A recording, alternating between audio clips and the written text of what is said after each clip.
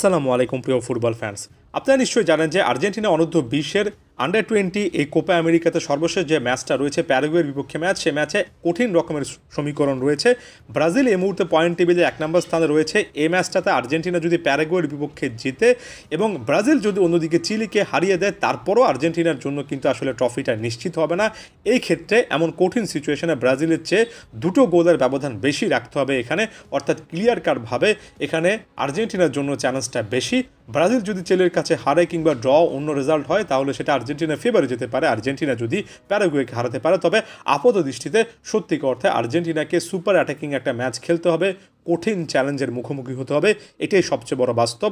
একটা টুর্নামেন্টে যে দলটা সবচেয়ে ভালো ফুটবল খেলেছে, সে দলটা সর্বশেষ ম্যাচে সুযোগ পেয়েও হাতছাড়া করার কারণে, বেশ কয়েকটা ম্যাচে ন্যূনতম ব্যবধানে জেতার কারণে আসলে এই ইকুয়েশনটাতে অনেকটা পিছিয়ে গেছে। এমন সিচুয়েশানে আর্জেন্টিন কোচেরা কী করেন সেটাও একটা দেখার মতো ব্যাপার। কারণ একটু হতাশা নিয়ে বলছি, এই সিচুয়েশানগুলো স্কালুনি যেভাবে ম্যাচ বের করে আনতে পারেন 1-0 সিচুয়েশান থেকে, কিংবা ওভারঅল যেভাবে আসলে প্রেশারটা হ্যান্ডেল করতে পারেন, বা কিছু কিছু ক্ষেত্রে আসলে স্কালুনির জাতীয় দলে যে প্লেয়াররা রয়েছেন, যেমন গোলকিপার হিসেবে এমি মার্টিনেজ যে সার্ভিসটুকু দেন, কোচের জন্য সকল রকমের মুশকিল একেবারে আসান করে দেন। এটা বয়সভিত্তিক ফুটবলে দেখা যাচ্ছে না। হাবিয়ার মাসচারানো লম্বা সময় ধরে পারেননি। এখন পর্যন্ত ডিয়েগো প্লাসেন্তে গোলকিপারদের কাছ থেকে সে সার্ভিস পাননি। ডিফেন্স লাইনে যখনই আর্জেন্টিনা বল হারিয়েছে, তখনই বারবার মনে হয়েছে যে কোনো মুহূর্তে তারা একটা গোল কনসিড করতে পারে। তাই এখানে কোচের কিছুটা দায় দিয়ে, একই সঙ্গে বয়সভিত্তিক ফুটবলে লম্বা সময় ধরে ভালো ডিফেন্স লাইন তৈরি করতে না পারা, গোলকিপিং পজিশনে তো রীতিমতো একটা শূন্যতা, এই জিনিসগুলো আর্জেন্টিনাকে বয়সভিত্তিক ফুটবলে ভোগাচ্ছে। এটা যদি পরবর্তী ম্যাচে বড় ব্যবধানে যেতে আর্জেন্টিনা ট্রফিটা নিশ্চিত করে ফেলে, তারপর আমি বলবো গোলকিপিং পজিশন নিয়ে, ডিফেন্সের বেশ কয়েকটা পজিশন নিয়ে আসলে আশাব্যঞ্জক কোনো কিছু দেখতে পাচ্ছি না।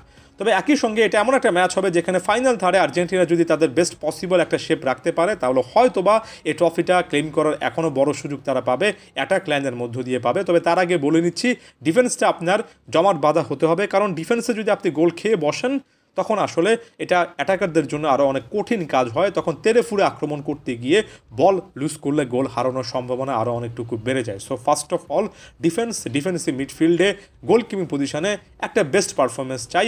আপনার যদি ডিফেন্স লাইন থেকে বেস্ট পারফরমেন্স না আসে, তাহলে যে কোনো দলে আপনি খেলুন না কেন, ট্রফিটা আপনি জিততে পারবেন না। ডিফেন্স লাইনই শেষ পর্যন্ত ট্রফি জেতায়। এটা অনেকাংশেই আর্জেন্টিনার এই বয়সভিত্তিক ফুটবলও সত্য। তারপরে যে জিনিসটা নিয়ে আলোচনা করতে চাই, যেমন সর্বশেষ ম্যাচে ভ্যালেন্তিনো অ্যাকুনিয়া এবং দেলগাদো মিডফিল্ডে যে পারফরমেন্সটা দিয়েছেন, ডবল পিভট সিস্টেমে, অর্থাৎ দুজন মিডফিল্ডার বা ডিফেন্সিভ অফেন্সিভ দুই মেন্টালিটির সংমিশ্রণে দুজন মিডফিল্ডারকে আর্জেন্টিনা খেলিয়েছে এই ম্যাচে। তাদের কাছ থেকে ক্রিয়েটিভ প্রতিপক্ষের ডিফেন্স লাইন ভাঙার মতো আমি খুব একটা বেশি পাস দেখিনি, এবং এই জিনিসটা ভোগাচ্ছে ডিফেন্সিভ মিডফিল্ড বা সেন্ট্রাল মিডফিল্ড আরেকটু ক্রিয়েটিভ হওয়া উচিত। ফাইনাল থার্ডে একজন যদি অগাস্টিন রুবার্টো থাকেন, তাহলে সেটা যথেষ্ট ভালো লাগার ব্যাপার, আর্জেন্টিনার জন্য পজিটিভ ব্যাপার। ইনজুরির কারণে তিনি নেই, এটা পুরো ইকুয়েশনটাই নষ্ট করে ফেলছে। সর্বশেষ ম্যাচের আগেও বলেছিলাম ক্লাউদিও অ্যাচেভেরি আছেন, হ্যাঁ, সর্বশেষ ম্যাচে চোট পেয়েছেন তিনি। মাঠ থেকে বের হওয়ার পরে সমীকরণটা অনেকটাই ব্রাজিলের দিকে চলে গিয়েছে। এটা অ্যাচেভেরি সর্বস্ব একটা দল। তবে পজিটিভ ব্যাপার হচ্ছে, সর্বশেষ ম্যাচে চোট পেলেও এই ম্যাচ যে করে হলেও খেলবেন, এমন টাইপের একটা আভাস পাওয়া যাচ্ছে। অর্থাৎ অ্যাচেভেরি কিছুটা হলেও চোট নিয়ে এই ম্যাচটা কন্টিনিউ করবেন। মূল কথাটা হচ্ছে অ্যাচেভেরির পাশে অন্তত আরও একজন পারফর্মার চাই, যিনি কিনা পার্থক্য তৈরি করতে পারবেন। এর আগে একাধিক ম্যাচে ইয়ান সুবিয়াব্রে সেই জিনিসটা করতে পেরেছেন, সর্বশেষ ম্যাচে করতে পারেননি। তার রোলটা অনেক বেশি করে ভাইটাল হবে। এটা আমার কাছে অনেকটা এচেবেরি লিওনেল মেসি টাইপের একটা সার্ভিস দেবেন জাতীয় দলে, কে ডি মারিয়া হয়ে উঠবেন ফাইনাল এই ম্যাচটাতে, কে ডিমারিয়া টাইপের সার্ভিস দেবেন, সেটা সবচেয়ে ক্রুশাল হয়। এবং এ কথাটা বলতে বলতেই মেসি ডিমারিয়া প্রসঙ্গ টেনে আনতেই, ডিমারিয়ার আর্জেন্টিনার ফুটবলে আসলে কতটা বড় অবদান, সেটার কথা মাথায় আসলো। খুবই ভালো লাগার মতো বা বলার জন্য খুব সুখকর একটা অভিজ্ঞতা। বয়সভিত্তিক ফুটবলে আমরা অ্যাচেবেরি পারফরমেন্সটা দেখেছি, এচেবেরি দুর্দান্ত লেভেলের পারফর্মার। তবে এমন ফাইনাল ম্যাচগুলোতে কে ডিমারিয়া হয়ে উঠবেন, সেটা এখন দেখার মতো ব্যাপার।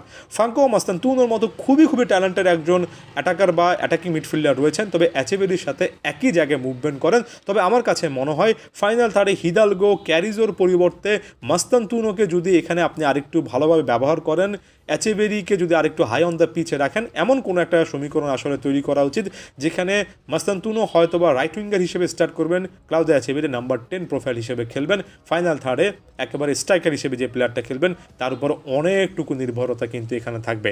এই ইকুয়েশনগুলো এখানে বসে আমার পক্ষে আপনার পক্ষে আসলে ডিফাইন করা সম্ভব নয়। কোচকে সিদ্ধান্ত নিতে হবে। ডিয়েগো প্লাসেন্তেকেও দেখাতে হবে সত্যিকার অর্থে চ্যাম্পিয়ন মেন্টালিটির একজন কোচ তিনি। ওই যে ঘুরে ফিরে স্কালোনি প্রসঙ্গটা চলে আসে, 22 বিশ্বকাপের ফাইনালে স্কালোনি ডিমারিয়াকে রাইট উইংয়ে না খেলিয়ে লেফট উইংয়ে খেলিয়ে যে একটা চমক দেখিয়েছিলেন, এমন কোনো চমক ডিয়েগো প্লাসেন্তে এই ম্যাচটায় আনতে পারবেন কিনা সেটা এখন দেখার বিষয়। শুধুমাত্র জিতলে হবে না, বড় ব্যবধানে আর্জেন্টিনাকে জিততে হবে। ধন্যবাদ সবাইকে।